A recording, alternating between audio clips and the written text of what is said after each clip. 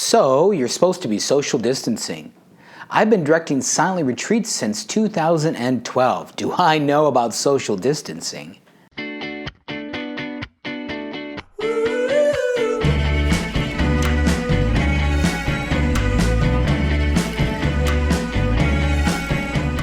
I'm a rare diocesan priest, and maybe even a rare if I was a Jesuit, in that I've gotten to direct the 30-day silent retreat every summer since 2012. That's 8 times. Hopefully it won't be broken this summer. It's a great gift to my life as a priest, and so happy to be able to take part in it down at Broomtree Retreat Center in Irene, South Dakota.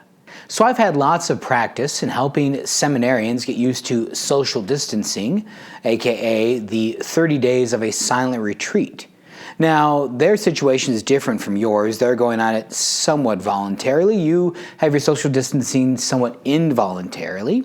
They have no contact with email or phone or things like that. You certainly can and still do call your friends and family, and you're watching YouTube right now, if anyone watches this. But there's still some similarities in things we can learn and to help handle this time emotionally and spiritually. So my advice to you is going to come 2 different forms, first practical and second spiritual.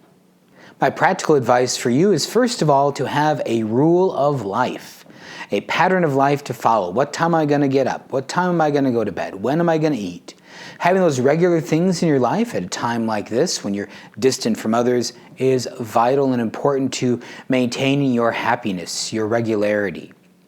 Also, during a time like this, know that your own emotions might become more amplified. In fact, if someone's just been through a difficult and traumatic experience, a silent retreat is not a good thing for them. So if you yourself have maybe had a traumatic experience shortly before this social distancing, make sure you're reaching out to others to find some support, and don't be surprised that your own emotions seem to flare up in ways you didn't expect. Also, practically speaking, you'll find that you might be sleeping a lot more or napping more, even though you're doing nothing. Part of that is that we operate on less sleep than we need to on most days, and so your body's like, oh good, I'm going to cash in. But also, it's just a way that your body might handle this downtime. And final practical point is that if you do have mental health concerns, those might be amplified at a time like this too, so make sure you're in communication with a counselor, finding ways to get the support you need. In terms of some spiritual advice during this time, first of all, we're in Lent. If you had taken on some extra penances, maybe consider setting them aside. What you're doing right now in this social distancing is an involuntary penance that you did not choose. It's an obedience to an authority that is outside of yourself. And so maybe it's okay to start having sweets again. When we're doing the 30-day silent retreats, the silence and the exercise themselves is discipline enough that we encourage them not to do extra penances, except maybe during some limited times and with their spiritual director's approval.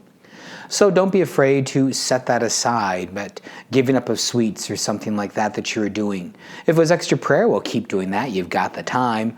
But maybe if you're depriving yourself in some way, aside, of course, from the Friday abstinence, maybe set that aside for the duration of this unknown and unchosen experience.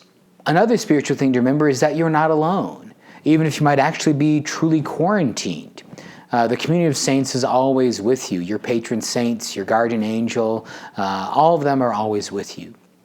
Another thing to think about spiritually is that this is a time for you to draw closer to the Lord. St. Augustine talks about this in his famous autobiography, The Confessions, when he says that, "O Lord, you were inside me, but I was outside of myself." That because of the busyness of his life and all the things going on, he wasn't able to be aware of God's presence. Well, now you can try to be aware a little more. Yes, this is an unexpected situation to be in. I never would have thought this would have happened, but here we are. But there is wisdom from the saints, and there is spiritual growth to be found. But through it all, be charitable, kind to your neighbor and kind to yourself. I'm Father Andrew Dickinson from the Pius XII Catholic Newman Center. God bless you.